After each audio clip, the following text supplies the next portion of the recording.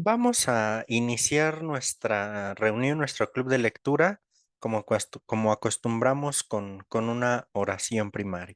En el nombre del Padre, del Hijo y del Espíritu Santo. Amén.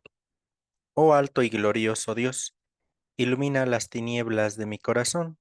Dame fe recta, esperanza cierta, caridad perfecta, sentido y conocimiento, Señor, para cumplir tu santo y veraz mandamiento. Amén.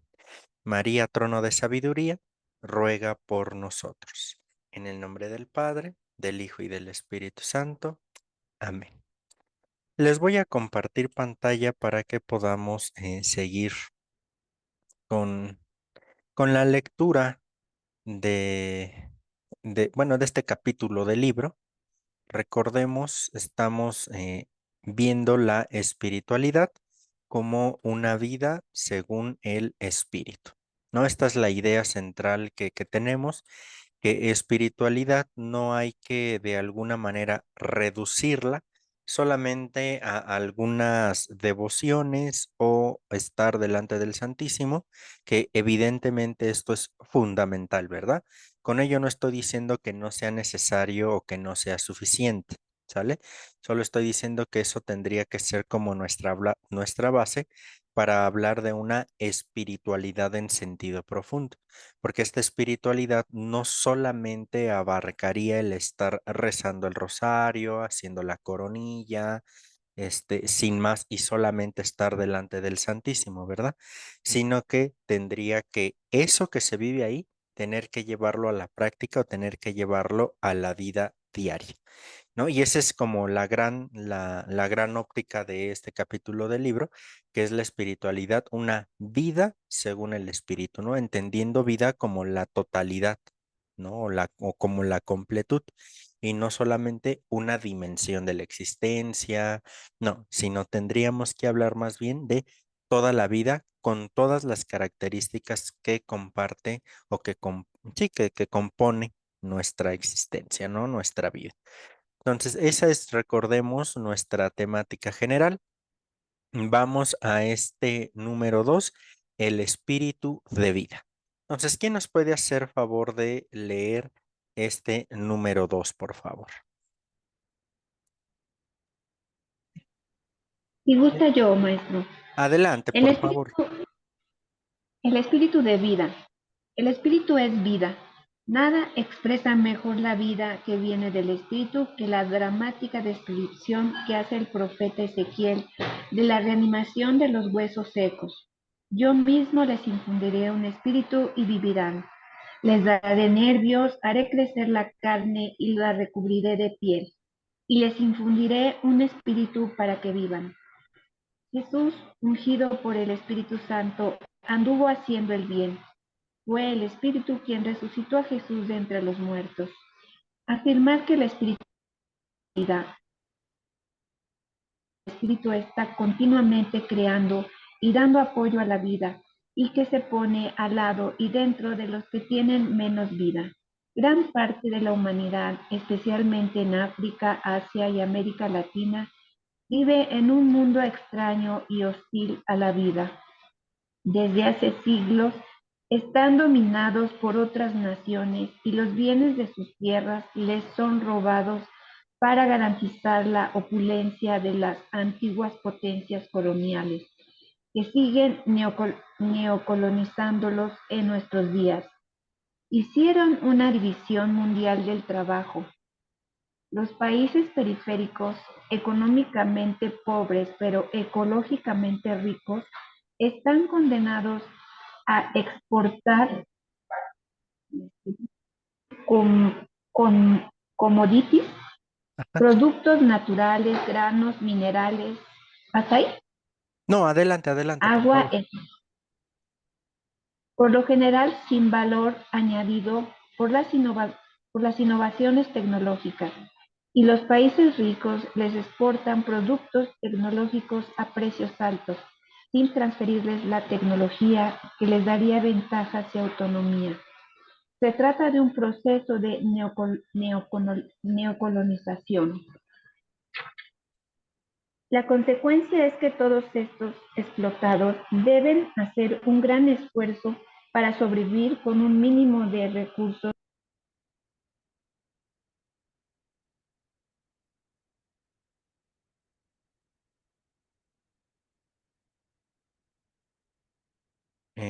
No sé, Gloria, si te nos fuiste, bueno, si se fue el internet o si se apagó tu micrófono.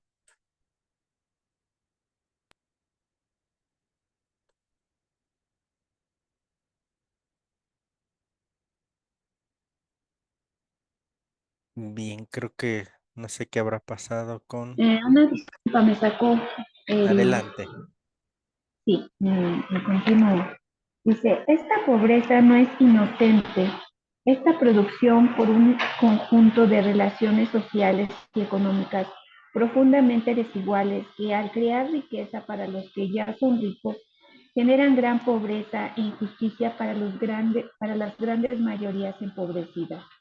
Vivir según el Espíritu significa en esta situación optar por el derecho del pobre a la vida, una vida espiritual que se vuelve insensible a la pasión de los pobres es falsa y se hace sorda a los llamamientos del Espíritu.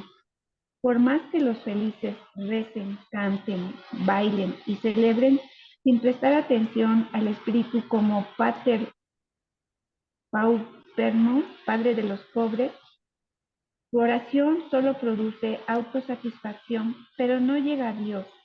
En ella no está el Espíritu con sus dones. Bien lo expresaba Jorge Sisley, un teólogo bautista viviendo en Nicaragua. Si el Espíritu Santo no da vida a lo que no tiene vida, su poder vivificador es una mentira. En un mundo que forjó un tercero y un cuarto mundo subhumanos, la vida espiritual tiene su meta en la vida de los pobres, más que en el atletismo moral de los creyentes. La opción por los pobres contra su pobreza tiene aquí su fundamento teológico. El espíritu está infaliblemente del lado de los pobres, independientemente de su situación moral, porque se les priva de la vida y el espíritu quiere darles vida. Pero él no tiene más brazos que los nuestros. Por eso nos impulsa a crear condiciones de vida para estos pobres y para los condenados a ver la muerte de sus hijos e hijas inocentes a causa del hambre y de enfermedades causadas por el hambre. Vivir según el Espíritu significa luchar por los medios de vida, por la salud, por la tierra para la producción, por la vivienda, por una sanidad básica, por la seguridad, por la educación mínima.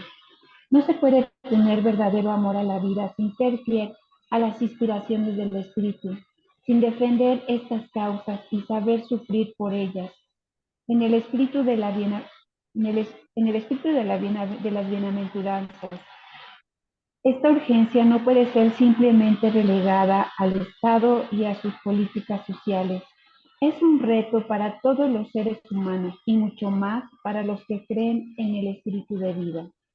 Los que se comprometen a generar vida son también los que tienen miles de razones para celebrarla, cantar y sentirse alegres, ya sea en las ritualizaciones que hacen de la ducha, la llamada mística de movimientos de la sin tierra, como en las celebraciones religiosas de las comunidades y en los grandes encuentros.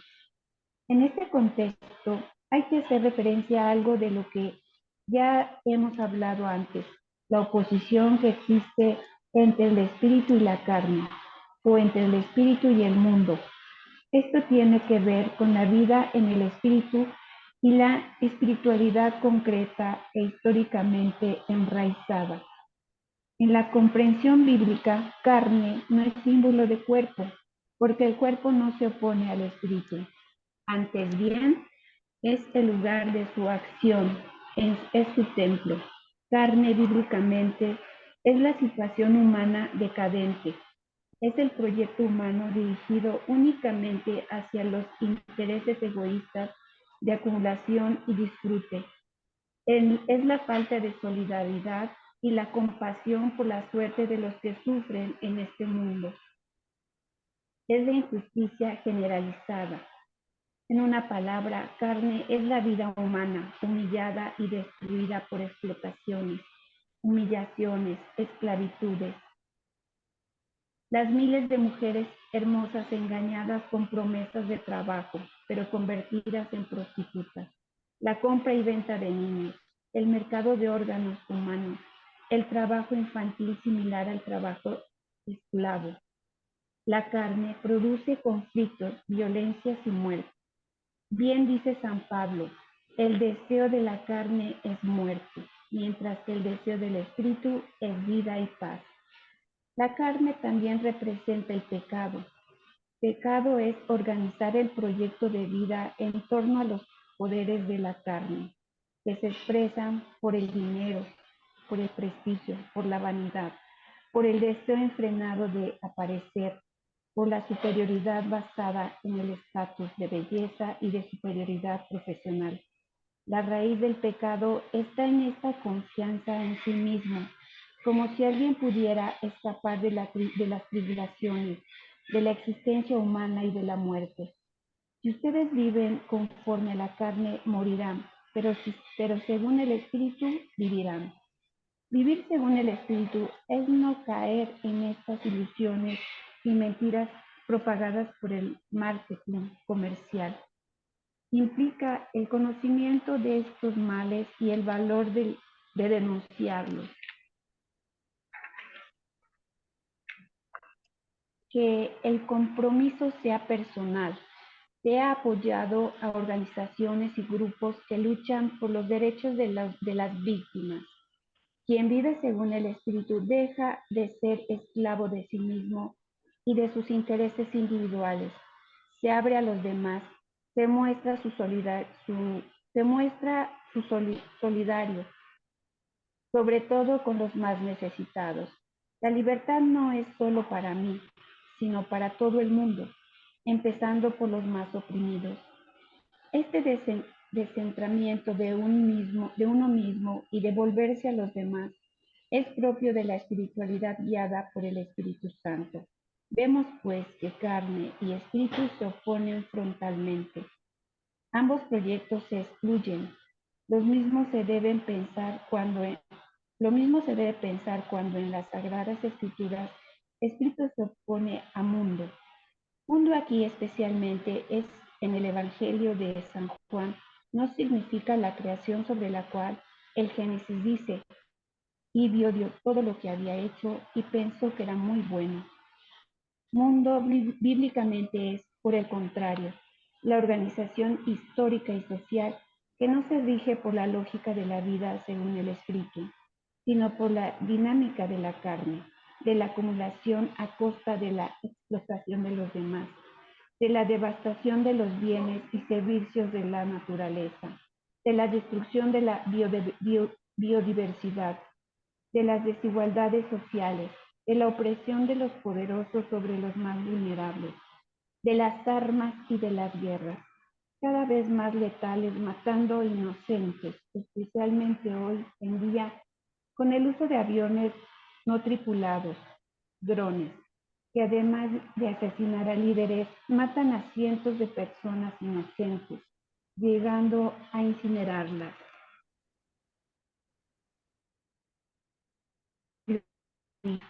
Para hacerlo en crisis, según Juan, como una manera sobre de renovar.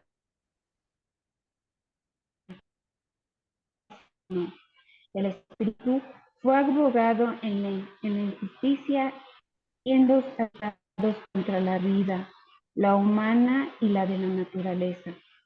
Marcos llega a hablar, como hemos analizado en el capítulo de este libro, de la blasfemia contra el Espíritu Santo, que no será perdonada y hace a la persona reo de condenación eterna. Se produce cuando las personas se dan cuenta de que en Jesús obra el Espíritu, pero conscientemente y con malicia divina la atribuyen a Satanás. Dios ofrece siempre el perdón, pero las personas se cierran de tal modo que persistiendo en esa actitud se niegan a acogerlo. Vivir según el Espíritu supone, según estrictamente lo que dice San Pablo, les pidió a ustedes, les pido a ustedes, hermanos, por la misericordia de Dios, no entren en los esquemas de este mundo, sino transfórmense mediante la renovación del espíritu.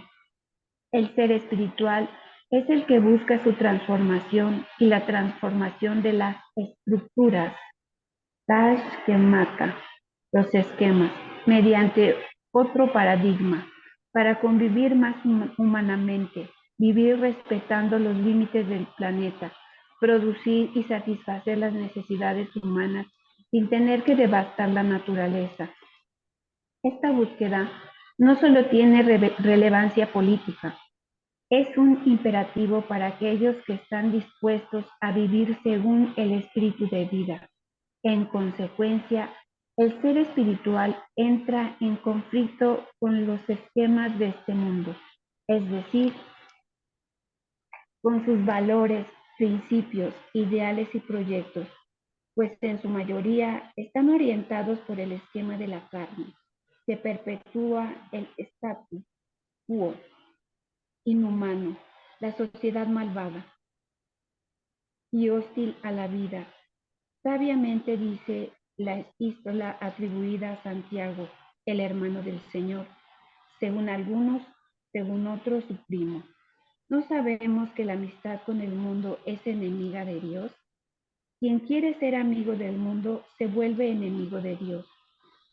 ¿O pensáis que es sin motivo que la Escritura dice, con amor celoso anhela el Espíritu que habita en nosotros? ¿En nosotros? Es la fuerza del Espíritu la que siempre suscita sueños, utopías y mil razones para rechazar este mundo y tratar de construir otro posible y necesario. Gracias, ¿Hasta ahí, Gloria. maestro? Sí, sí, hasta aquí un momentito, Gloria, gracias. Vamos a hacer un espacio para abrir el micrófono, bueno, la posibilidad de compartir algo que nos haya llamado la atención de esto que leímos. Hago solo algunas anotaciones para de ahí ir suscitando o querer ir suscitando el diálogo, ¿no?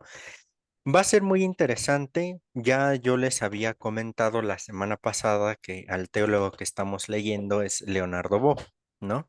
Y que este es uno de los padres llamados de la teología latinoamericana o de la teología de la liberación.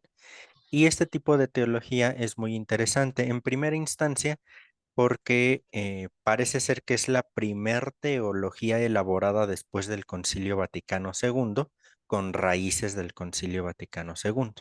¿Sale? Antes de Vaticano II podríamos hablar de una teología en general, más o menos, ¿no? Aunque había vertientes, pero después de Concilio Vaticano II tendremos que hablar de tipos de teología, ¿sale? Así vamos a poder encontrarnos la teología clásica, ¿no? Que es la teología que se recoge sobre todo desde Tomás de Aquino, muy en la visión tomista, ¿no? Podremos hablar, por ejemplo, también, y les digo que esta es de las, si no la primera, de las primeras teologías que surgen, de la teología latinoamericana, también llamada teología de la liberación. Surgen también, y a raíz de todo esto, también, por ejemplo, la teología de los pueblos originarios. Por ejemplo, surge también la teología femenina o feminista, según se le quiera poner el adjetivo. Es decir, van surgiendo diferentes tipos de teología. Diferentes tipos, ¿por qué? Porque arrancan de puntos distintos, pero siempre para querer llegar al mismo punto. Yo ya les he platicado, les he comentado que dependiendo de nuestra situación vital y existencial en la que nosotros estemos situados, es como vamos a responder a la llamada de Dios y cómo vamos a hacer la reflexión, ¿no? Por eso les he dicho que todos nosotros que estamos aquí no comprendemos a Dios de la misma manera. Cada uno tiene una experiencia distinta. Y obviamente esa experiencia va a ser distinta, por ejemplo, si se está casado o casada, si se está soltero, si se tiene o no se tiene hijos. ¿Por qué? Porque la dimensión existencial también nos da para reflexionar. ¿Me explico? Entonces, esto tengámoslo de base para poder hablar de estas diferentes tipos de teología. Algunos también les llaman teologías de genitivo, teología de la liberación, teología de lo femenino, teología de los pueblos originarios, o también les suelen llamar teologías contextuales. ¿Por qué contextuales? Porque dependiendo del contexto en el que se esté, es como reflexión. Piensen, por ejemplo, en México, si nosotros vamos a la zona de la costa, en cualquier tipo de costa, el lenguaje es muy florido, ¿no? Muy, ¿no? Y el lenguaje allá, pues, con groserías y lo que ustedes quieran, pero pues allá es muy normal, ¿no? O sea, no hay mayor problema porque pues así hablan allá, punto, se acabó. Pero si eso lo escuchamos en alguna ciudad o en la Ciudad de México o en algún otro contexto, pues decimos, híjole, es que esto no está admitido. ¿Por qué? Porque pues no es nuestro lenguaje, no es nuestra forma de expresarnos, etcétera, etcétera. Entonces, todo esto va interfiriendo o va ayudando a la reflexión. Lo que más preocupó a la teología latinoamericana fue la poca riqueza que estaba bien distribuida, o dicho de otra forma, la gran pobreza que existía en toda Latinoamérica. Bueno, y que de hecho sigue existiendo. ¿No? Entonces, ese va a ser ahí el punto, esta pobreza. Ojo, y aquí sí hay que hacer como una acentuación importante. Aunque la teología latinoamericana sí habla más con propiedad de la pobreza económica, tendremos que decir que no hay que precisar solamente una pobreza a nivel económico. ¿Sale? Porque hay pobreza a nivel existencial. Y aquí retomamos, por ejemplo, lo de bueno, lo de nuestra antigua sección del club de lectura. ¿Recuerdan ustedes los tipos de dignidad? Podremos hablar también de tipos de pobreza, ¿no? La existencial, la económica propiamente, ¿no? La de salud, la de estabilidad emocional, en fin, podremos hablar de todo esto. ¿No? Porque eso fue uno de los puntos que considero importantes ahí. Muchas teologías o algunas teologías latinoamericanas se desviaron un poco a hacer más un movimiento social que una reflexión teológica.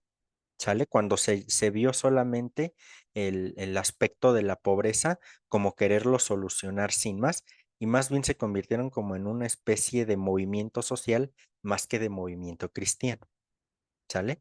Y con muchas consecuencias alrededor. Solamente eso, ¿por qué lo digo? Porque aquí cuando hablamos de pobres, y es hacia el punto al que quiero ir, no hay que concentrarnos simplemente en el pobre económico o en el pobre a nivel económico. Claro que hay que hablar sobre él y claro que hay que intentar que esta situación de pobreza económica no esté en nuestro país. Por supuesto que sí. ¿Sale? Pero no tener en la mente solamente eso. ¿Por qué? Por ejemplo, en la escritura, cuando se habla de los pobres, se ocupa un término que es anahuín. El anahuín es el que siempre está como encorvado o con la cabeza gacha. ¿Por qué? Porque en la mente de esta persona, del anahuín, él no vale, ¿no? Piensen, por ejemplo, cuando una persona se siente superior respecto de otras, se suele decir que me mira a través del hombro, ¿no? O arriba del hombro, ¿no? Es decir, yo nunca agacho la mirada. Y el otro si es inferior a mí, tiene menos dinero, tiene que verme con la cabeza agachada. Entonces, como esa lógica se va siguiendo, pero les digo, entendamos aquí por pobreza, entendamos aquí el no una auténtica vida, en cualquier dimensión, porque sin querer sonar a cuestiones trilladas, pero hay gente que tiene mucho dinero y carece de todo lo demás, ¿no? Por eso les digo, sin querer como eslogan o trillado, pero pues es la verdad, ¿no? Y hay personas que, pues bueno, no es que les hagan falta cosas, pero pues tampoco tienen en exceso a nivel económico, pero pues en sus otras dimensiones o áreas, pues están sobresaliendo. ¿no? En fin, por eso les digo que hay muchos matices que hay que presentar aquí. Lo importante es entender que aquí para la teología latinoamericana, y eso es una definición, descripción que a mí me resulta muy interesante, va a decir que el pobre es el que muere antes de tiempo. Y una descripción o definición muy interesante. Pensemos en la pandemia, que parece que ya la dejamos atrás, ¿no? Parece. Y muchas de las personas que murieron fue porque no tenían ni para una aspirina o no tenían para un medicamento más o menos para sobrellevar la enfermedad, ¿no?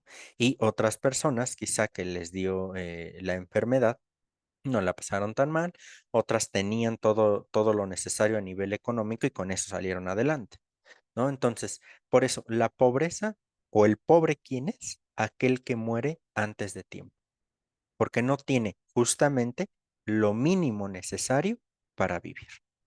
Y ya cuando hablamos de lo mínimo necesario, pues estamos hablando de un trabajo digno remunerado, ¿no? De una vivienda digna, porque pues no da lo mismo dormir en nuestra cama cobijado ahorita que está lloviendo a vivir debajo del puente, ¿no? Entonces, todo eso es lo que hay que ir manteniendo. Por tanto, la vida según el espíritu es una vida que a su vez opta por la vida por una vida plena, por una vida auténtica.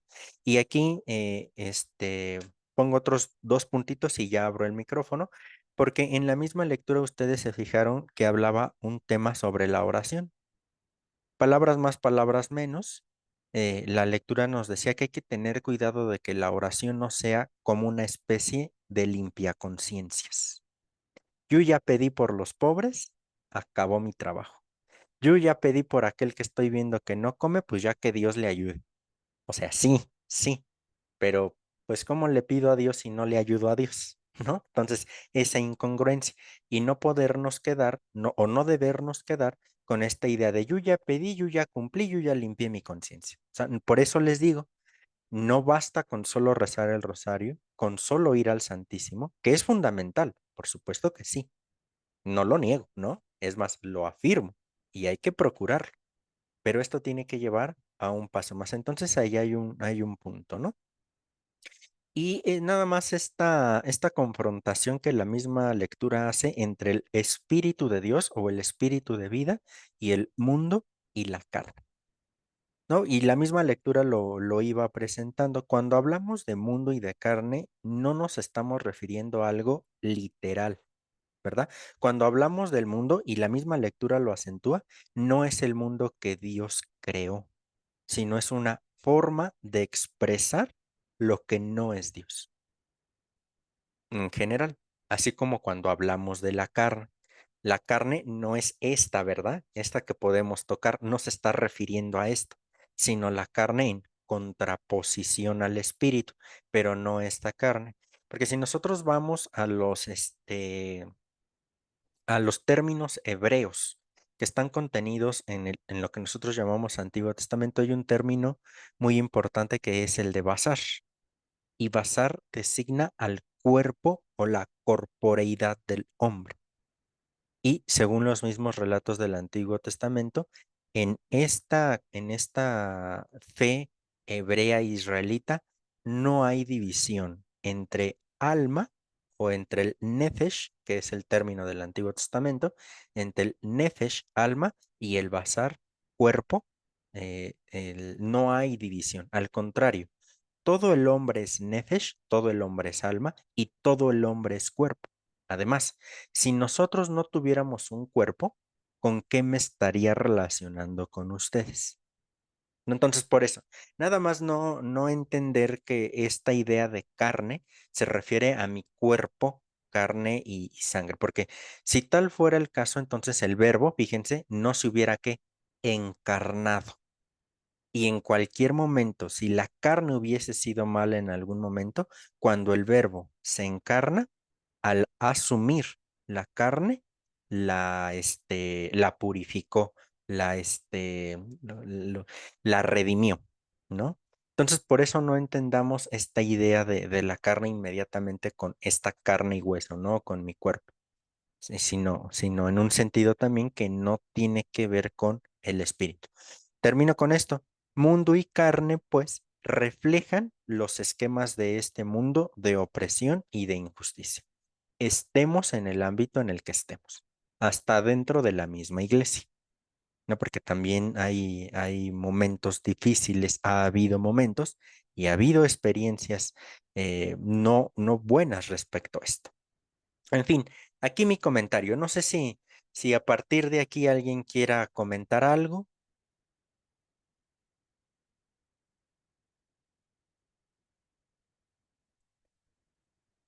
o algo que les haya llamado la atención de estas páginas que se leyeron. Si no hay, no pasa nada, ¿verdad? Pasamos. Bueno, maestro, yo ahí Sí, entiendo como carne es el pecado, ¿no? Las malas obras que hacemos nosotros y que muchas veces afectan a terceras personas, sobre todo, bueno, ahorita en este caso que está hablando de la gente, y no solamente lo que hacemos, sino lo que dejamos de hacer.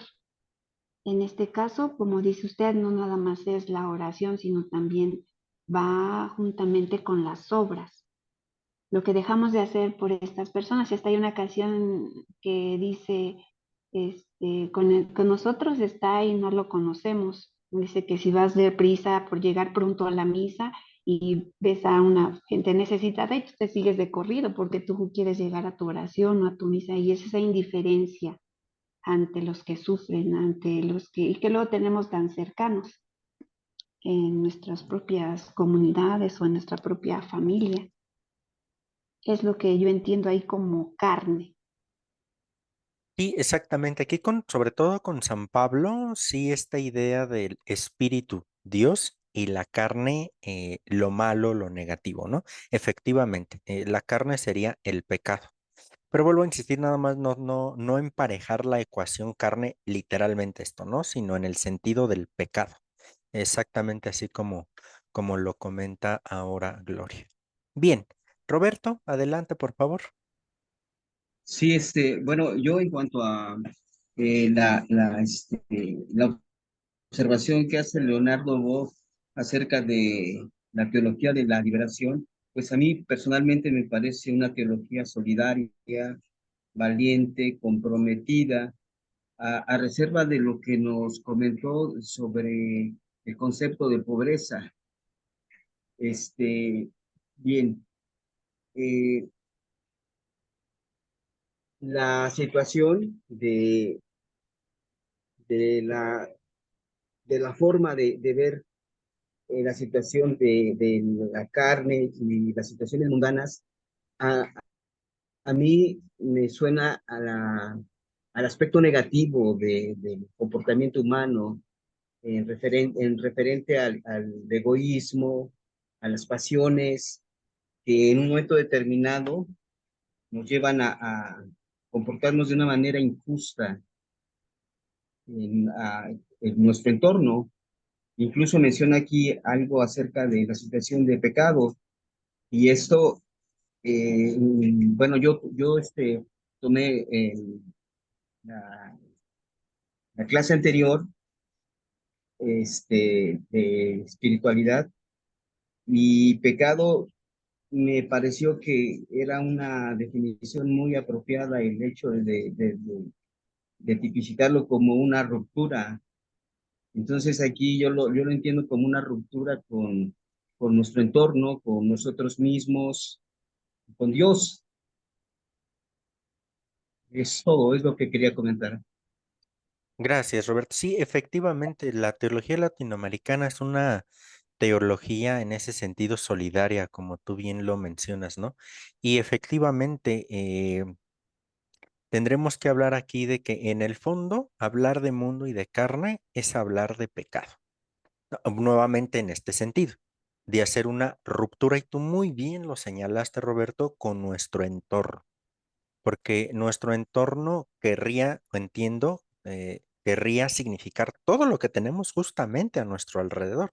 Y a nuestro alrededor está nuestro prójimo, ¿no? El mundo creado o la creación, para no confundirnos con mundo, la creación está Dios y estamos nosotros mismos, ¿no? En nuestro entorno. Pues, efectivamente, hablar de pecado es, como tú muy bien nos lo recuerdas, ¿no? Es hablar sobre esta ruptura. Recuerden, estamos hablando aquí de pecado a nivel teológico, ¿no? Y es una ruptura en una cuádruple dimensión. Recordémoslo, conmigo mismo, con Dios, con el otro y con la creación. No recordemos que el pecado es una ruptura en estas cuatro dimensiones y que a su vez romper alguna de estas dimensiones implícitamente es romper con las otras. ¿No? No podemos solamente romper la relación conmigo mismo y estar bien con Dios, con el prójimo y con la creación. Eso es como absurdo, ¿no? Si rompo una relación conmigo mismo, pues ni siquiera estoy bien para relacionarme con otra persona. En fin, todo esto. Y efectivamente, hablar de pobreza en el sentido amplio, en el sentido concreto de economía, de dinero, hemos dicho que pues a final de cuentas no es que no haya mucho dinero, mucha riqueza en el mundo, sino es que está mal distribuida. Ese en realidad es el problema, ¿no? De que les ponía, no recuerdo en qué sesión fue, pero que les ponía el ejemplo de esta película del hoyo, ¿no? Que incluso les mandé el resumen de la película, ¿no? Que era esta forma de los primeros que tienen y que pueden agarrar, agarran de más, ¿no? Y ya los últimos que puedan agarrar, pues si les sobra y si no se acabó. En el fondo, hablar de riqueza es hablar de una ruptura. ¿Con quién? Con aquel que yo he sido egoísta, que no le he dejado su parte, al menos lo necesario para vivir. Claro, cuando digo esto no me refiero a que directamente yo le esté quitando dinero a Carmen, ¿no? O a Vicky, vaya, sino en todo el gesto que esto se pueda ir haciendo. Sobre todo, si estamos todavía como insertos en todas estas dinámicas o esquemas de pecado, o dirá esta misma teología, estructuras de pecado, estructuras de muerte. ¿No? Y entonces, ¿cuál es la forma? Y ir transformando estas estructuras, porque a final de cuentas, ¿quién forma la estructura? Pues el hombre. Y para que la estructura se modifique, ¿quién tiene que modificarla? El hombre, ¿no? Pero fíjense, tanto es la estructura que nos van metiendo como en esta dinámica, que tenemos un dicho o varios dichos muy interesantes, ¿no? En México, el que no tranza, no avanza. ¿No? Y entonces ahí ya como que desde pequeños nos meten el chip, el chip, el chip, ¿no? O el famoso de que chillen en mi casa, que chillen en la tuya, pues que chillen en la tuya, ¿no? Y entonces todo eso se nos va metiendo como a una forma de egoísmo radical, que es un negarse al proyecto de Dios, un pecado, ¿no? Y por eso aquí Bob lo aborda un poco también, ¿no? En realidad, la negación del espíritu es negar su inspiración, es cerrarse al espíritu. Por eso les decía que hay que tener mucho cuidado en este sentido de no negarnos en la apertura al Espíritu Santo, ¿no? Y ahí hay un punto muy interesante al respecto, ¿no? Bien, ¿alguna otra aportación? Hermano, Sí, adelante, Marce. bueno, pues creo que tristemente se ve todo eso que se lee, que se comenta, porque pues cuando uno se va formando, siente uno esa, ¿cómo decir? Ese compromiso, ese deseo de hacerle ver a las personas de dónde viene, de dónde venimos, quiénes somos, para qué estamos aquí, hacia dónde vamos. Y las personas tristemente dan unas respuestas completamente de desconocimiento. En mi experiencia, bueno, yo lo he compartido con personas de poquito en poquito y y pues no quieren ver, no quieren ver, simplemente no quieren, no, porque no quieren, se nota que porque no quieren, porque así están cómodos y es triste porque estamos viendo que desde el gobierno las autoridades están haciendo como que eso es lo normal, esto es lo que se vive, el hombre es dueño de sí mismo, es el Dios, no hay otro Dios, lo que se ve es lo que existe, lo que no se ve no existe. Entonces, tristemente, de verdad que eso se siente, es muy triste que aunque uno les dé razones, desde la palabra de Dios, le cite uno la Biblia y dándoles razones, porque pues uno tiene un poquito de formación, tristemente mejor lo hacen a uno a un lado y pues decimos, bueno, pues ¿con quién compartimos? Pues solamente con las personas que sí quieren escuchar, que van a la formación y que tenemos esa oportunidad de poder hacerlo y que tenemos el compromiso de poder, de formarnos para poder compartirle a esas personas que sí quieren escuchar y que lo agradece. Sí, sí, exactamente, porque hay veces que pues no es como bien visto o bien aceptado o recepcionado esto, ¿no? Es en el fondo también complicado, pero me parece ahí está como nuestra tarea, ¿no? Y como tú bien lo dices, ¿no, Marcesa? Quien nos quiera escuchar y quien quiera unirse o sumarse al proyecto del reino, porque ni siquiera es nuestro proyecto, ¿no? Es el proyecto de Dios, el proyecto del reino, ¿no? Pues quien quiera sumarse a este proyecto adelante y quien no, pues ahora sí que en uno ya no quedó, ¿no?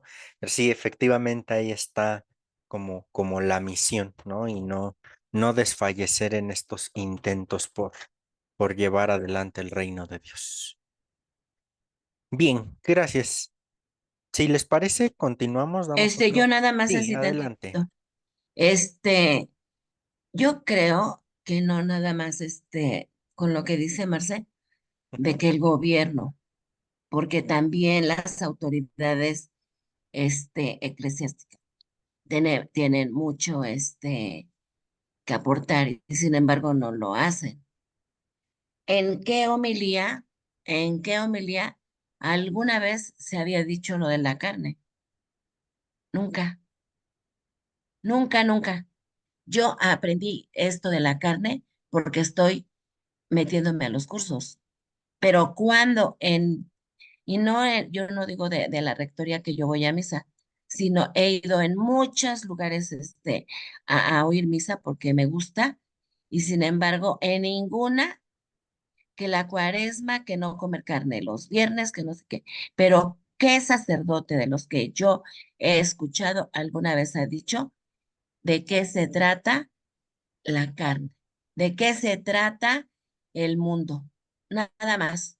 Lo mencionan en las catequistas, en sus catequesis, que le enseñan a los niños. Lo que nos puede condenar es demonio, carne y mundo. ¿Y eso qué? ¿Qué catequista lo puede decir como es? Nadie. Yo apenas platicando la semana antepasada con una señora, y ya con la mínimo una oración, el Ave María, Gloria. Y dice, pues es que a mí así me lo enseñaron. Tiene la edad que yo, 70 años. Y no, en 70 años sigue diciendo lo mismo, mal. ¿Por qué? Pues porque así se lo enseñaron. Y cuando nosotras queremos, y Merce tiene razón, cuando nosotros queremos decir algo que ya aprendimos, la gente así como que, ahí está, se me hace que ha de ser hermana separada porque ella viene a decir cosas que no son. Porque ya lo que dijeron cuando uno era niño, eso es. Entonces, ¿qué esperan las autoridades para cuando están en las homilías digan, esto en hebreo es esto, por lo tanto, no lo debemos tomar literal? Porque cuando ya nos empiezan a decir que si el personaje existió, que si no sé qué, ay, entonces vivimos en la mentira. No, la palabra de Dios es palabra de Dios. Entonces, pues hay que pedirle a los sacerdotes que también ellos en su homilía, pues vayan poniendo tantito de su parte. Porque si no, nosotros, así como autoridad, no la tenemos. Porque pensarán, a ver, dan un curso. Y no con la gente que nosotros hemos tomado curso, como ustedes que son personas realmente preparadas, ¿sí? Sino gente que apenas medio sabe tantito y ahora ya es multiplicador. Ah, no, ya vete a ser director de escuela de pastoral porque ya estuviste un año, ya tomaste un año, primero de escuela de pastoral, al año siguiente ya vas a darle clase a los de segundo o a los de tercero. Pues así no vamos a llegar a ninguna parte. Y cada vez la ignorancia va a ir creciendo. Gracias. No, gracias, María del Carmen. Sí, ahí hay una falta de formación considerable dentro de nuestra iglesia, ¿no? Yo siempre he pensado que es como una culpa compartida entre quienes lo sabemos y no lo decimos, y entre quienes no lo saben y no lo quieren recibir, ¿no? Me parece que ahí hay una complejidad, ¿no? Por eso, muy interesante ahí uniendo los dos comentarios, lo de Marce, ¿no? Pues al final de cuentas se trata de pregonar el evangelio, ¿no? Entonces por ahí iría el asunto. Muy bien, gracias. Vamos ahora sí, entonces, sí. Bueno, y ahora, ¿cómo le vamos a hacer? Apenas me mandaron un comunicado donde dice, si se llega a aceptar esta propuesta, prohibido andar en la calle visitando las casas, para invitar a la gente, pues, a que, hacer misión, pues, para ser precisa. Para hacer misión, ya no lo vamos a poder hacer, ya va a estar prohibido, va a estar prohibido hacer rezar el rosario en la calle, pues, no sé, yo no sé cómo le vamos a hacer, ¿verdad? Porque eso si se llega a llevar a cabo, pues así como que nos van a poner que un, un tapón en la boca o qué. Ujú. Sí, habrá que ver cómo va girando, cómo va dándose esto, ¿no? Ahí ya en nuestro país propiamente. Sí, Eh, gracias. sí, gracias a ti. Elizabeth Girarte, si gustas decirnos tu comentario, hermana Eli. Así bien, Así bien. que el fin de semana estuve en una clase, a lo mejor uno de nuestros compañeros también estuvieron, donde me llamaba la atención algo que nos decía el maestro, que era eh, que la forma en la que nosotros podemos cambiar el mundo es cambiando la forma de ver al mundo. Y desde esa perspectiva me llamó mucho la atención a mí es crear conciencia primero en uno mismo, cuáles son tus fortalezas y cuáles son tus debilidades. Y cada día, en ese encuentro que tenemos día a día con Dios, Padre, Jesús, Cristo, como nosotros le pongamos, eh, en ese encuentro, entregar nuestras debilidades y nuestras fortalezas y, y haciendo esa conciencia, nosotros vamos a empezar a cambiar nuestra persona. Después de cambiar nuestra persona, esa es la perspectiva que a mí me gustó más, porque es la forma en la que podríamos empezar a cambiar el mundo, creando conciencia de todas las personas que tenemos a nuestro alrededor, de qué fue lo que Cristo nos dejó, que la vida eterna está desde ahorita. Entonces es en cada uno de nosotros cultivar eso, llevaría a un cambio de mundo, a un cambio de cultura, a un cambio, a una iglesia activa, viva. Y eso, la verdad, fue algo que me hizo como un clic, porque probablemente nosotros vemos en la iglesia mucha gente, como dice la hermana, que tienen años, que tienen ideas, creencias que ahorita que nosotros estamos viendo nos damos cuenta, pues que no están correctas, pero eso no significa, ya no los vamos a poder cambiar, pero si ellos ven un cambio en uno, esta va a ser la forma como vamos a predicar y vamos a traer más personas y vamos a enseñarles que el Cristo que nosotros tenemos es un Cristo vivo que nos da que nos dio una libertad y que somos plenos, felices en lo que hacemos día a día. Esa es la forma en la que yo, en lo personal, en mi familia, en mi trabajo, en todas las partes donde ando, yo soy feliz y esa felicidad la quiero compartir. Esto que ahorita les digo, así se los dije a mis compañeros el lunes en el comedor, a mis hijos aquí después de que se terminó la clase, a la OFS cuando estamos en el chat y empiezo a hacer crear ese tipo de conciencia y les digo, háganlo, háganlo. Entonces, a lo mejor no es tanto teológicamente meternos a la palabra, a circunstancias o porque apenas lo estamos estudiando también nosotros. O sea, yo digo, yo desconozco mucho, pero lo poco que conozco lo comparto. Y eso es una forma en la que podemos empezar a evangelizar.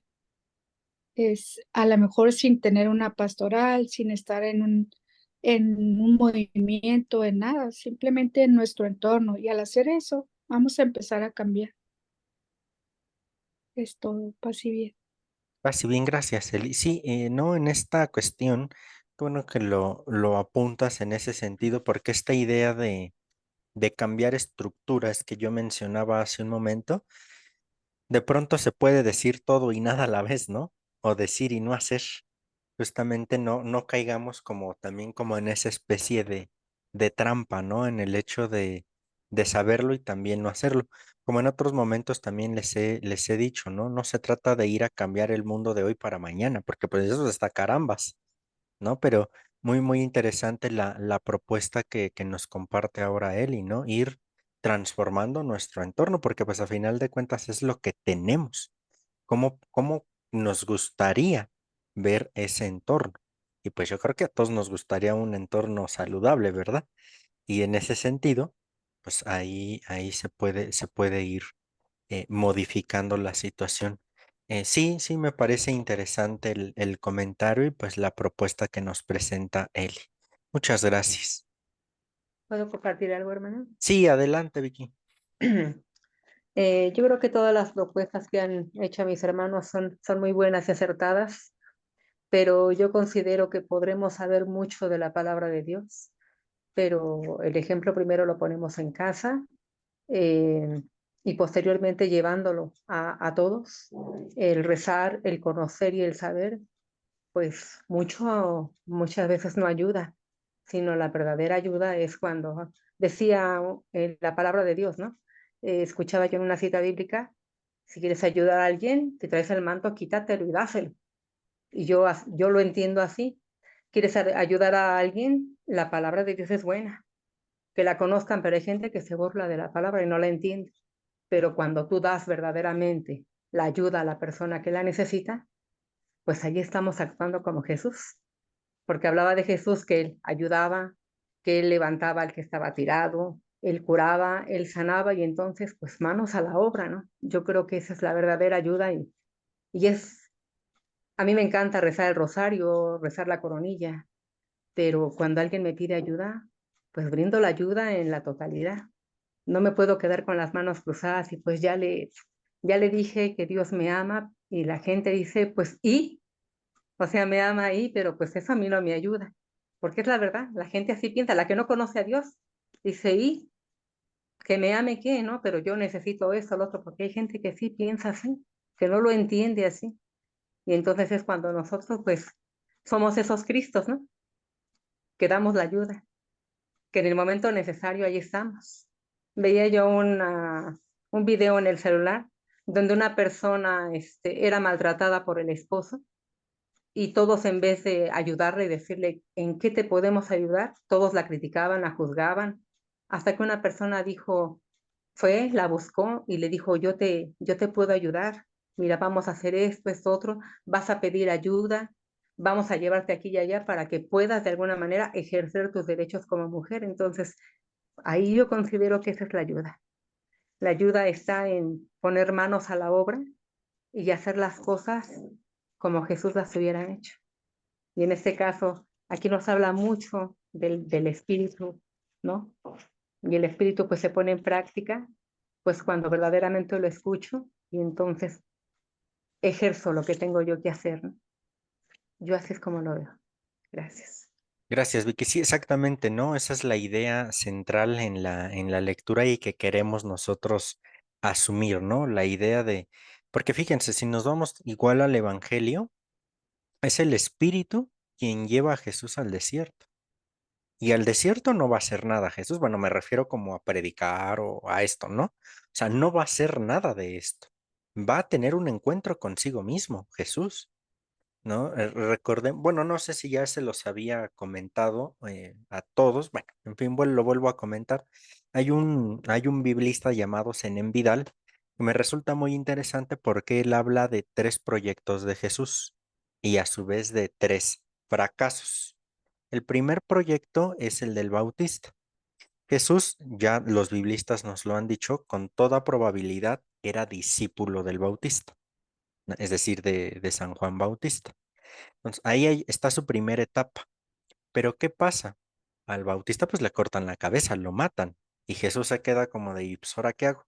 Y viene su segundo proyecto, que es el reino de Dios en Galilea. Pero nadie lo escucha. ¿Y qué dice Jesús? Vamos a Jerusalén, allá sí me van a escuchar. Tercer proyecto. Pero ¿qué pasa con Jesús en Jerusalén? Lo matan, ¿no? Entonces, estos tres proyectos, tres fracasos. ¿Y a qué voy con esto? Porque es el Espíritu el que lleva a Jesús a ser discípulo del Bautista. Y cuando se queda como un hijo, ¿y ahora qué hago? Es el Espíritu quien lo lleva al desierto. Y es muy significativo el desierto, porque ahí es en donde conoce a Dios por medio de Juan Bautista. Nos hace recuerdo también, por ejemplo, de los 40 años que vagó el pueblo de Israel. ¿En dónde? En el desierto. No, pero en el desierto Dios no los dejó, enviaba la columna de fuego, la columna de nube, estaba presente para que para que el pueblo se volviera a identificar. Y con Jesús nuevamente es un encuentro consigo mismo, un encuentro con Dios para decirle, Dios, ¿qué quieres de mí? ¿Qué hago? Ya no está Juan, ahora qué toca. Y es ese mismo espíritu, fíjense, después de haber sido bautizado, ¿verdad? Es ese espíritu quien lo lleva al desierto y es ese espíritu quien lo saca del desierto para ponerlo a proclamar el reino de Dios. Y en esta proclamación es verbal, pero también con gestos, ¿no? Con hechos les da de comer a las personas y no nos quedemos como en la idea de la multiplicación de los panes, como el milagro de híjole, quién sabe de dónde sacó los otros panes y los otros pescados, ¿no? No, sino quedémonos con la idea de que les daba de comer y la comida es lo básico para subsistir. Entonces, en ese sentido, daba vida, pero era el Espíritu, y era el Espíritu en quien lo inspiró a hablar de las famosas bienaventuranzas y de los ayes, ay de ustedes, escribas y fariseos. Entonces, efectivamente, por eso les decía que ahora que el mes pasado habíamos iniciado con la reflexión del Espíritu en el Antiguo Testamento, ¿no? Convenía que ahora nos metiéramos con esta reflexión todavía del espíritu ahora en nuestra vida, para que a finales de mes podamos ver ya el desarrollo dogmático de la tercera persona, ¿no? De la Trinidad. Pero justamente es esto. Por eso les decía, y yo siempre les he insistido, ¿no? Ser cristiano no es una hora a la semana, ser cristiano es un estilo de vida, ¿no? Entonces ahí está el punto. La vida, la vida es la que tenemos que poner al servicio. Claro, en la medida de nuestras posibilidades, ¿verdad? Pero sí, efectivamente, por ahí iría el asunto, ¿no? Maestro, Sí, a nosotros nos decían en un taller que para ser buenos cristianos, primero tenemos que ser buenos seres humanos. O sea, no puedes ser buen cristiano si no eres un buen ser humano. Entonces, pues yo creo que es como dicen, el estilo de vida que llevamos y eso nos va a ayudar a en verdad, hacer vida la palabra de Dios.